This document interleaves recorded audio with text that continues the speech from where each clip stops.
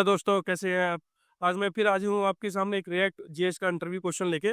मान लीजिए कई बार इंटरव्यू आपसे क्वेश्चन पूछ सकता है कि व्हाट इज डिफॉल्ट प्रॉप्स। तो डिफॉल्ट प्रॉप्स रिएक्ट जेएस में कैसे काम करते हैं, तो आप इस क्वेश्चन का जवाब इंटरव्यू को कैसे दोगे। तो जो डिफॉल्ट प्रॉप्स होता है वो ये बताते हैं कि कई बार क्या होता है, हमारे पेरेंट जो हमारी पेरेंट कंपोनेंट होता है उससे हमें जो वैल्यू मिलनी चाहिए वो वैल्यू हमें नहीं मिलती। उस केस में हम क्या करते हैं, डिफॉल्ट प्रॉप्स की वैल्यू को वैल्यू हमें डिफ़ॉल्ट वैल्यू जो हमें वैल्यू नहीं मिल रही उसकी जगह हमारे डिफ़ॉल्ट वैल्यू जो हमने दी है वो यूज़ होती है। तो चलिए एक एग्जांपल से समझते हैं कि डिफ़ॉल्ट प्रॉप्स कैसे काम करता है रिएक्ट जेएस में।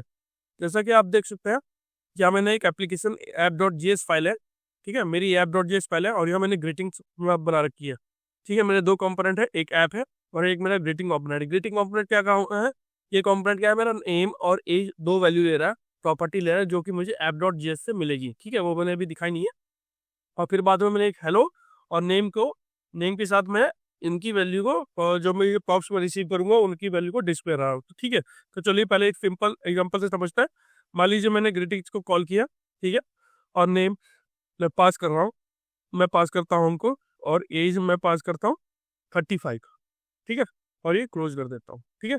आई होप आपको पता होगा कि कैसे हम एक कॉम्पोनेंट से दूसरे कॉम्पोनेंट में कैसे हम प्रॉपर्टी पास करते हैं। तो यहाँ हम वही चीज़ पास कर रहे हैं, जैसे कि आपको पता है कि ग्रीटिंग्स में हमें 2 प्रॉप्स मिलेंगे, नेम और एज, और वही प्रॉप्स हम यहाँ ग्रीटिंग के कॉम्पोनेंट में प्रॉपर्टी भेज रहे हैं। नेम में मैं अंकुर भेज रहा हूँ, एज में मैं 35 भेज रहा हूँ। तो चलिए देखते हैं रन करके हमें क्या मिलेगा। तो आप देखोगे कि यहाँ मुझे हेलो अंकुर डिस्प्ले हुआ और एज 35 हुई, ठीक है। तो अब क्या करेंगे, ये तो था तब जब ये मुझे ये वैल्यू मिल रही है, ठीक है, ये वाले। अब मैं क्या करता हूँ, मैं अपने ग्रीटिंग को दोबारा कॉल करता हूँ और अपने नेम को पास नहीं करता हूँ, ठीक है, और मैं एज में पास नहीं करूंगा, ठीक है। मैं एज को नेगलेक्ट कर देता हूँ, खाली अंकुर को पास करूंगा, ठीक है। मैं एक प्रॉपर्टी को पास नहीं करूंगा, खाली नेम पास करूंगा और सेव करता हूँ। देखते हैं हमें क्या आउटपुट मिलता है। तो आप यहाँ देखोगे कि यहाँ आपको हेलो अंकुर देखने को मिला, लेकिन आपको एज नहीं मिला। यहाँ प्रॉब्लम ये है कि जो ये कंपोनेंट है ग्रीटिंग्स वाला, उसे एक प्रॉपर्टी मिलनी चाहिए थी एज, जो नहीं मिल रही है, ठीक है। और एक एक केस और है। मान लीजिए मैं इसे एक बार करता हूँ और मैं सिंपली ग्रीटिंग्स पास करता हूँ विदाउट एनी प्रॉपर्टी, ना नेम दूंगा ना एज भेजूंगा, सेव करूंगा। तो अब आप आउटपुट आपको देखने को क्या मिलेगा, देखिए आपको मिला हेलो, आगे कोई नाम नहीं और एज भी नहीं है।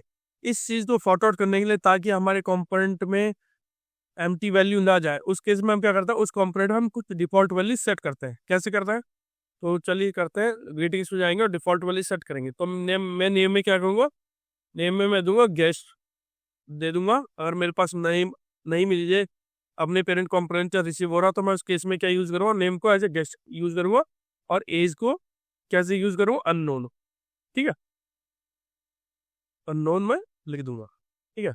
अब ये डिफॉल्ट प्रॉप्स कैसे काम करेंगे रिएक्ट के इस कंपोनेंट में, तो ये कुछ ऐसे काम करेंगे कि अगर जिस भी प्रॉपर्टी की वैल्यू नहीं होगी, उस केस में ये प्रॉपर्टी इस वैल्यू को डिस्प्ले करेगी, ठीक है।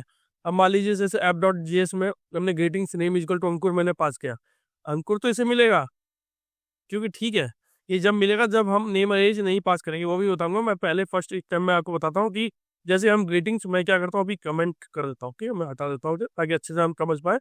ग्रीटिंग्स नेम में मैंने अंकुर भेजा और ग्रीटिंग्स में नेम और एज है, एज अननोन है, तो यहाँ तो एज नहीं मिलेगी।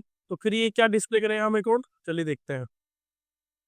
तो आप देखोगे कि मैंने अंकुर भेजा, उसके बाद आप देखोगे तो एज इज अननोन।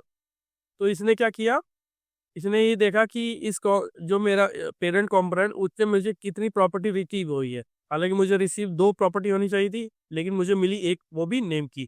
तो नेम में ये वैल्यू ये इसलिए नहीं है क्योंकि नेम की प्रॉपर्टी मुझे पेरेंट कंपोनेंट से रिसीव हो रही थी, इसलिए गेस्ट नहीं आया।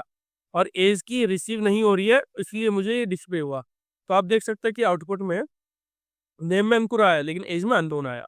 अब थर्ड केस में क्या होगा, जिसमें मैं ना तो नेम भेज रहा हूँ और ना ही एज भेज रहा हूँ, तो उसमें क्या डिस्प्ले होगा, तो सेव करूंगा और देखते हैं क्या आउटपुट आता है।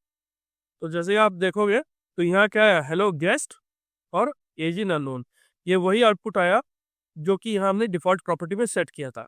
तो ये प्रॉपर्टी तब डिस्प्ले होंगी जब ये प्रॉपर्टी हमारी पेरेंट कंपोनेंट से रिसीव नहीं होगी, या कोई भी वैल्यू मुझे अपने पेरेंट कंपोनेंट से रिसीव नहीं होगी। जो वैल्यू मुझे रिसीव नहीं होगी उस केस में इस वैल्यू की जो वैल्यू होगी वो जो हम डिफाइन करेंगे उस पर्टिकुलर कंपोनेंट पे वो डिस्प्ले होगी। तो इस तरह से डिफॉल्ट प्रॉप्स काम करता है रिएक्ट जेएस में। आई होप आपको अपना इंटरव्यू क्वेश्चन का जवाब मिल गया होगा। और भी इंटरव्यू क्वेश्चन जानने के लिए मेरे चैनल को लाइक कीजिए, सब्सक्राइब कीजिए। Thank you.